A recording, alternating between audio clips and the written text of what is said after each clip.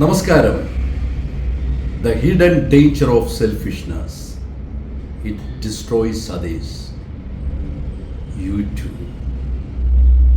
സ്വാർത്ഥത ഏറ്റവും അപകടകരമായ ഒരു സ്വഭാവമാണ്.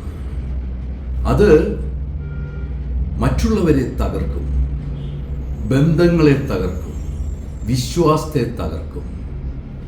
സാവധാനം ആ സ്വാർത്ഥത കൈമുതലായ വ്യക്തിയായിരിക്കും തകരുന്നത്.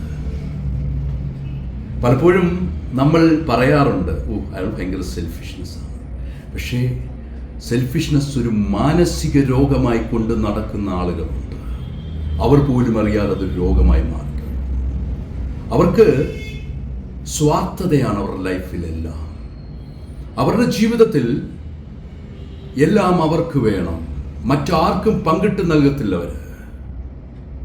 അത് ഒരു സ്ഥാപനത്തിൽ ജോലി ചെയ്യുന്ന ആളാണെങ്കിൽ എല്ലാ ജോലിയും ആര് ചെയ്താലും അതിൻ്റെ ക്രെഡിറ്റ് എനിക്ക് വേണം. അവരൊരിക്കലും കഷ്ടപ്പെടുന്ന പണികളായിരിക്കില്ല ചെയ്യുന്നത്. എല്ലാവരുടെയും ഒപ്പം നിന്നും ഒരു പണി ചെയ്യാൻ താല്പര്യം കാണിക്കില്ല. പേരവർക്ക് കിട്ടുന്ന രീതിയിലായിരിക്കും അവരുടെ പ്രവർത്തനങ്ങൾ. അവർക്ക് അതിൻ്റെ ക്രെഡിറ്റ് കിട്ടാവും.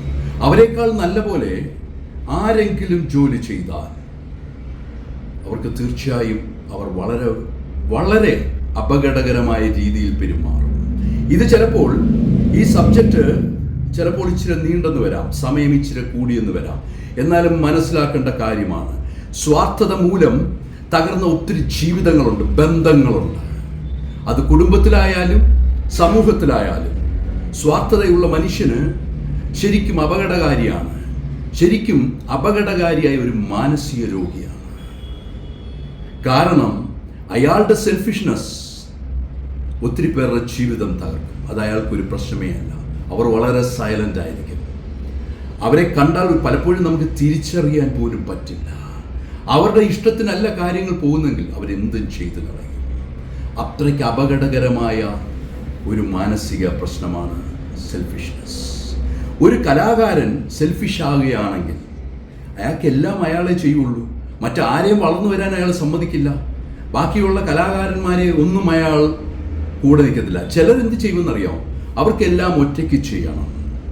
ഒരു ഡാൻസർ അയാൾക്ക് എല്ലാ സ്റ്റേജിലും ഫ്രണ്ടിൽ നിൽക്കണം. അയാൾക്ക് ഫ്രണ്ടിൽ നിൽക്കണം. മറ്റാരും കൂടെ നിൽക്കുന്നവരെ മറ്റാരെയോ ശ്രദ്ധിക്കത്തില്ല. ഇനിയും ചിലർ ചെയ്യുന്ന ഒരു പരിപാടിയുണ്ട്, അവരോട് ഗ്രൂപ്പിൽ ഒരുമിച്ച് പ്രവർത്തിക്കാം, അല്ലെ നമുക്ക് ഗ്രൂപ്പായിട്ട് ചെയ്യാം.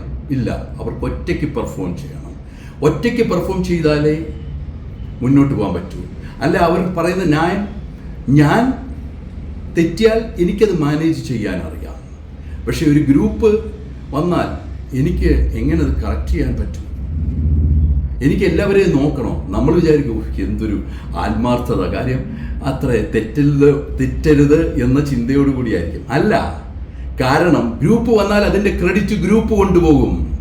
കാരണം നമ്മൾ ഒറ്റയ്ക്ക് ചെയ്യുകയാണെങ്കിൽ നമുക്കേ അത് കിട്ടുകയുള്ളൂ. സെൽഫിഷ്നെസ്സിൻ്റെ ഒരു ഉദാഹരണമാണിത്.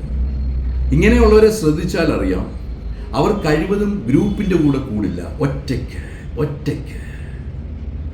ഒറ്റയ്ക്ക് ചെയ്യണം എല്ലാ കാര്യം അവർക്ക്.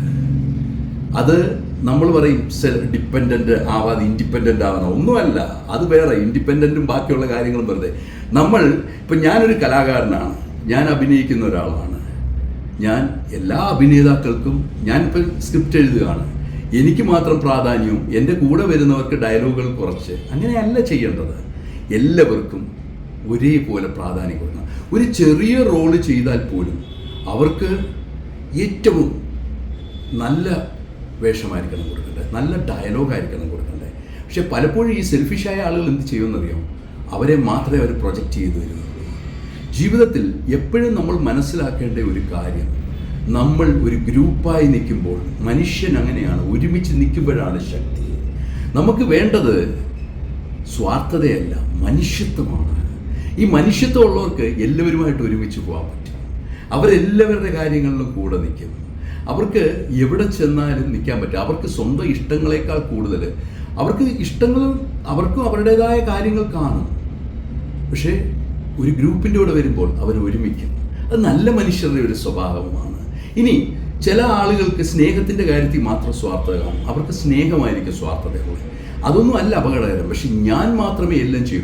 ഇനി എനിക്ക് തടസ്സമായി, എൻ്റെ സെൽഫിഷ്നെസ്സിന് തടസ്സമായി, ഇപ്പം എന്നേക്കാൾ കൂടുതൽ വേറൊരാളെ, എനിക്കിഷ്ടമുള്ള ഒരാളെ വേറൊരാളാണ് കൂടുതൽ ഇഷ്ടപ്പെടുന്നതെന്നുണ്ടെങ്കിൽ അവിടെ ആ സ്വാർത്ഥത വർക്കൗട്ടാവും. അവരെങ്ങനെ ആ ബന്ധം തകർക്കും. അതുപോലെ തന്നെ എനിക്ക് ഉയർച്ച എനിക്ക് മാത്രം കിട്ടണം, മറ്റൊരാൾക്ക്, ഇപ്പോൾ കൂടെ പഠിക്കുന്ന ഒരാൾക്ക്, നമ്മുടെ കൂടെ പഠിക്കുന്ന കോളേജ് സ്റ്റുഡൻസ് ആയിക്കോട്ടെ, സ്കൂൾ സ്റ്റുഡൻസ് ആയിക്കോട്ടെ, ഇപ്പോൾ ചില കുട്ടികളിൽ കാണുന്ന ഒരു അപകടകരമായ കാര്യമാണ് ഈ സ്വാർത്ഥത. അവരെന്ത് ചെയ്യുന്നറിയാം, അവർക്ക് മറ്റൊരാൾ കൂടുതൽ മാർക്ക് അവരേക്കാൾ കൂടുതൽ വാങ്ങിക്കുന്നത് അവർക്ക് ഇഷ്ടമല്ല, അവർക്കത് സഹിക്കില്ല. അത് വലിയ അപകടത്തിലേക്ക് കാലക്രമേണ പോവും. ഇങ്ങനെയുള്ളവരുടെ അവസാനം ചെറുപ്പകാലത്ത് തുടങ്ങുന്ന ഈ ക്യാരക്ടർ അവർ വിവാഹത്തിലെത്തുമ്പോഴായിരിക്കും തിരിച്ചറിയുന്നത്. അതുകൊണ്ട് നമ്മുടെ ഉള്ളിൽ ഒരു സെൽഫിഷ്നെസ് വളരുന്നുണ്ടെങ്കിൽ തീർച്ചയായും അത് മാറ്റിക്കളയുക. ഒരിക്കലും നിങ്ങൾ ആ സെൽഫിഷ്നെസ് മുന്നോട്ട് കൊണ്ടുപോകരുത്. നിങ്ങൾ തന്നെ തിരിച്ചറിയുക, ഞാൻ ഇച്ചിരി സ്വാർത്ഥനാണോ എങ്കിൽ ആ സ്വാർത്ഥത ഞാൻ എങ്ങനെ മാറ്റാം. ഒരു കാര്യം മാത്രം മനസ്സിലാക്കിക്കൊള്ളുക, അവസാനം ഈ സ്വാർത്ഥത നമ്മളെ നശിപ്പിക്കും. നമ്മുടെ ജീവിതത്തിൽ ആദ്യകാലങ്ങളിലൊന്നും മറ്റുള്ളവർ ചിലപ്പോൾ ഇത് തിരിച്ചറിയില്ല, അവസാനം ഇത് തിരിച്ചറിയും. ചിലപ്പോൾ പഠിക്കുന്ന കാലത്തോ ജോലി ചെയ്യുമ്പോഴോ ആയിരിക്കില്ല അറിയുന്നത്. ഒരു വിവാഹത്തിലെത്തുമ്പോൾ ഈ സ്വാർത്ഥത ഒത്തിരി വിവാഹ ജീവിതങ്ങൾ തകർത്തിട്ടുണ്ട്. എൻ്റെ മാത്രമായിരിക്കണം, വേറെ ആരും ആളെ സ്നേഹിക്കില്ല, വേറെ ആരുമായിട്ട് മിങ്കിൾ ചെയ്യല്. പല കുടുംബങ്ങളിലും ഉണ്ടാകുന്ന പ്രശ്നങ്ങൾ ഈ സ്വാർത്ഥത കാരണമാണ്. അതുകൊണ്ട് പ്രിയപ്പെട്ട സുഹൃത്തുക്കളെ, സ്വാർത്ഥതയുള്ള ആളുകളെ സൂക്ഷിക്കുക. നിങ്ങളുടെ ഉള്ളിൽ സ്വാർത്ഥതയുണ്ടെങ്കിൽ മാറ്റിവെക്കുക. ഏറ്റവും മനുഷ്യൻ്റെ അപകടകരമായ ഒരു സ്വഭാവവിശേഷമാണ്. ഈ അപകടം കൂടെ ഉണ്ടെങ്കിൽ ജീവിതം, ഒത്തിരി പേരുടെ ബന്ധങ്ങൾ തകരും, ജീവിതം തകരും. അങ്ങനെ നമുക്ക് പരിചയമുള്ള ആരെങ്കിലും ഉണ്ടെങ്കിൽ അവരെ തിരുത്താൻ നടക്കാതിരിക്കുക. കാര്യം അവർ ചിലപ്പോൾ തിരുത്തണമെന്നില്ല. നമ്മുടെ ഏറ്റവും പ്രിയപ്പെട്ട ആരും നമ്മളോട് പറഞ്ഞു മനസ്സിലാക്കുക. നമുക്ക് ചെയ്യാൻ പറ്റുന്നൊരു കാര്യം, കഴിവതും അങ്ങനെയുള്ളവരുമായി അകന്നു നിൽക്കുക.